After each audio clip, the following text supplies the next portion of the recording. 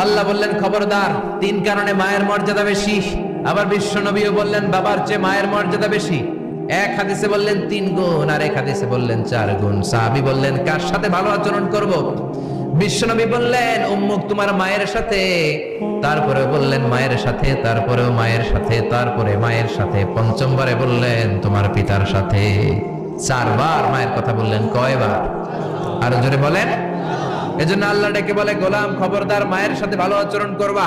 কারণ হামালাতহু উম্মুহু, বাবা তোমারে পেটে ধরে নাই, পেটে ধরেছে কে? ওয়াহানানা আলা ওয়াহান, বোঝার পরের বোঝা, জ্বালার পরের জ্বালা, যন্ত্রণার পরের যন্ত্রণা বাবা সহ্য করে নাই, করেছে কে?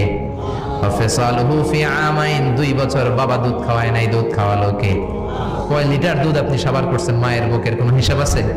বিষ্ণু বললেন লাউ কাতাআতা জিলদাক, তোমার চামড়াগুলো কেটে কেটে রোদে শুকিয়ে যদি মায়ের 2টা পায়ের জুতা বানায় দাও, 1 ঢোক দুধ যে খেয়েছো সেটার শোধ